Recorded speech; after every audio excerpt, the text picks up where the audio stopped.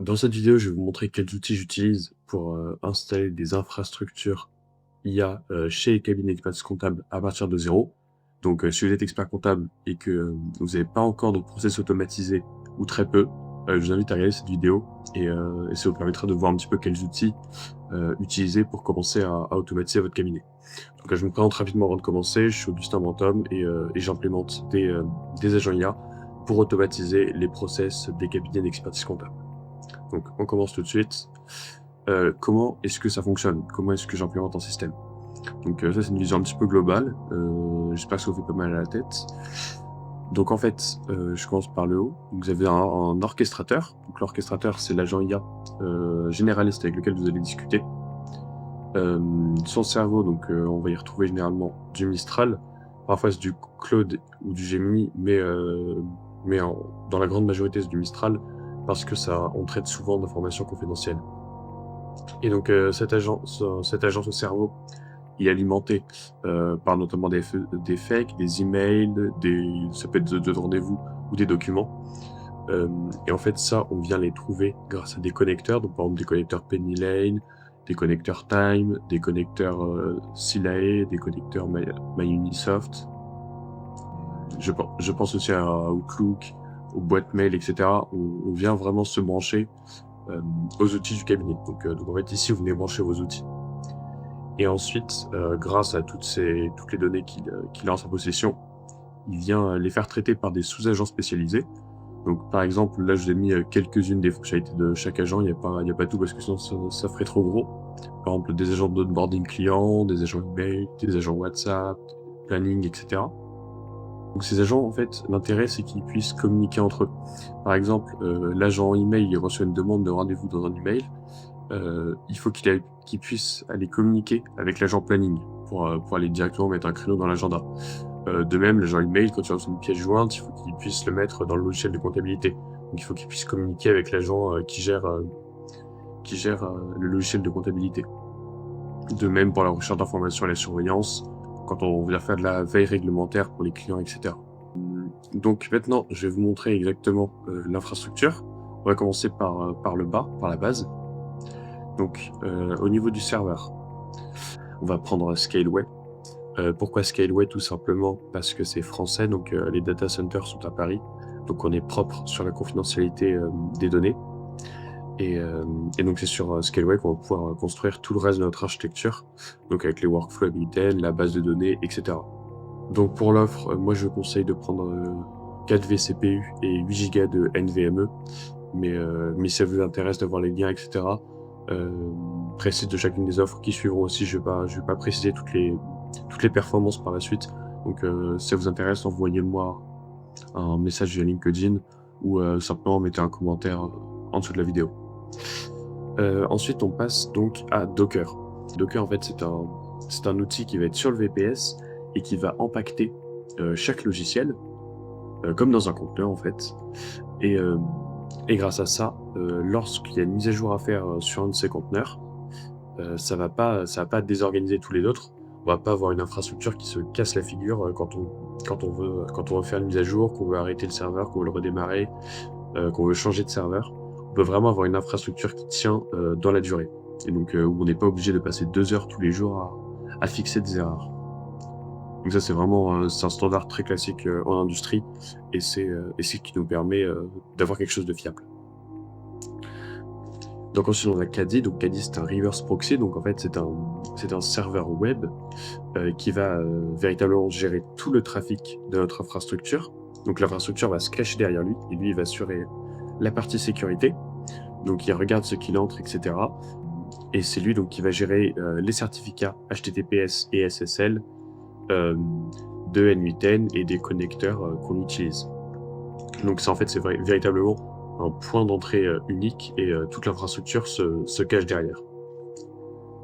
Donc ensuite, on a la base de données. Donc ça va être la mémoire de votre cabinet. Donc par exemple, si vous voulez que l'IA vérifie que des fichiers d'écriture comptable envoyés par le client sont bons, il faut pouvoir le comparer à des bons fichiers d'écriture comptable. Donc on peut en faire des simulés et qu'on vient stocker notamment dans PostgreSQL. Elle va aussi garder l'état des workflows Ça va être un petit peu notre stockage interne qui est du coup hébergé sur le VPS aussi. Donc après, on passe donc sur le cœur de l'infrastructure, donc là c'est NMITEN. Donc je déplie légèrement et je vais vous présenter un petit peu comment est-ce que ça fonctionne. Donc ici on peut avoir des exemples des différents services utilisés par notre cabinet. Il y en a bien d'autres, j'ai simplement mis certains des plus récurrents, parce que je peux pas tout mettre tout simplement. Et donc on les relie donc via des API. Ces API permettent de transmettre des données, etc. Elles arrivent donc déjà dans Gardien. Je l'ai appelé comme ceci. Donc en fait, c'est une sorte de bouclier qui va permettre dans le cas où votre cabinet a des données extrêmement sensibles, par exemple des emails, vous gérez des startups, donc vous avez des données très sensibles de startups qui arrivent via Outlook dans des pièces jointes. Il faut pouvoir les anonymiser avant de les transmettre à l'IA qui est sur NMITEN. Et donc on passe par Gardien qui va venir anonymiser les données et ne garder aucune trace des données confidentielles. Bien sûr, toujours tout ça est sur votre serveur, à vous. Donc Gardien est sur votre serveur, donc rien ne sort.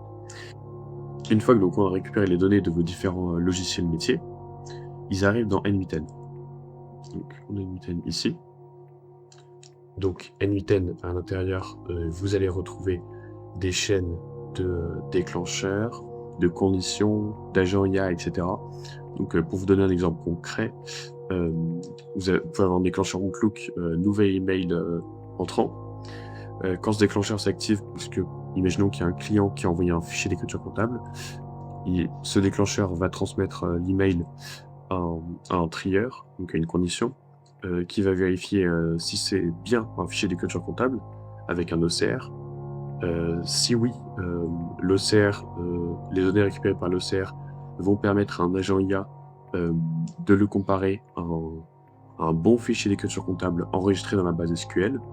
Et si les deux correspondent, par exemple, on envoie ça directement dans le logiciel métier, par exemple PennyLane. Donc ça, c'est pour vous donner par exemple un cas d'usage. Et donc ça, c'est après ce que permet de faire à NMITEN. Il y a encore beaucoup d'autres possibilités. Si le domaine vous intéresse, je vous invite à m'en parler. Donc toujours via LinkedIn ou via les commentaires de cette vidéo, je vous dirai ce qui est possible de faire. Donc NMITEN, j'ai parlé d'agents IA à l'intérieur. Quels agents IA on peut y mettre concrètement? Alors je vais commencer par Mistral. Donc sur Mistral, dans NMITEN, ce qui va être intéressant notamment, ça va être l'OCR. Vous avez un OCR Mistral, donc si vous avez des documents confidentiels à traiter, même après le passage de Gardien, ça peut être très intéressant d'utiliser Mistral et son OCR, notamment pour de la réponse d'email, etc. Des tâches qui demandent un contexte moyen et qui sont très exigeantes au niveau confidentialité. Donc là, c'est là que c'est extrêmement pertinent d'utiliser Mistral pour l'automatisation de ces tâches-là. En revanche, on a plutôt des tâches de prospection où on vient faire de la veille réglementaire, etc. Donc où il y a beaucoup de travail de recherche web via MCP, etc. et qu'il nous faut plus de contexte. Là, ça peut être pertinent d'utiliser Claude dans NMITEN pour tout cela. Donc pour l'analyse de documents, etc. Claude a plus de contexte, donc c'est plus pertinent. Et donc enfin sur les connecteurs. Alors les connecteurs, c'est ce qui va venir sourcer donc les deux agents IA dont j'ai parlé. On peut bien sûr en utiliser d'autres. Par exemple, si on va faire de la génération d'images, on peut prendre ChatGPT avec ChatGPT Image 2 qui est très pertinent pour ça, si vous voulez faire des publications automatisées sur les réseaux sociaux. Et donc je reviens sur les connecteurs maison. Donc c'est des connecteurs qui sont disponibles sur mon site. Donc vous avez le lien en description directement. Et en fait, c'est ce qui va permettre d'éviter l'hallucination des modèles et de sourcer toutes vos données. Donc par exemple sur Mofi, Plégifrance, Sentinel, plateformes agréées, etc. Et donc c'est ce qui va vous permettre d'avoir un système dans lequel vous avez confiance, au-delà de vous faire gagner du temps. Et donc enfin, on en vient à cette dernière couche. Donc là, je vous ai présenté les sous-agents. Donc chaque agent en fait va avoir à peu près le même schéma comme ça, donc avec ses sources, son gardien, son workflow NMITEN et ses connecteurs et son modèle d'IA. Et donc ensuite, une fois que le produit que chaque agent va faire, remonte à la couche d'orchestration. Donc la couche d'orchestration, donc c'est un agent IA avec un modèle. Donc en général, du coup, c'est plutôt du Mistral, un Mistral large, donc le plus haut modèle de Mistral, qui permet donc d'orchestrer les sous-agents, et ce qui va vous permettre en fait de contrôler véritablement toutes les tâches de production du cabinet qui sont gérées par des sous-agents différents depuis une seule interface, donc l'interface d'orchestration gérée par un seul LLM, super LLM en fait, qui pilote les sous-agents. Et donc on en revient donc à la couche d'orchestration. Donc si vous avez des questions sur cette infrastructure, je vous invite à me contacter directement via LinkedIn ou via WhatsApp. Vous avez directement le lien dans la description. Et si vous avez encore une fois des questions sur comment est-ce qu'on peut implémenter ce système-là dans votre cabinet, etc., vous avez un lien aussi dans la description pour réserver un appel avec moi et voir concrètement les solutions que je peux proposer pour votre cabinet. C'était Augustin Brantôme, je vous souhaite une excellente journée.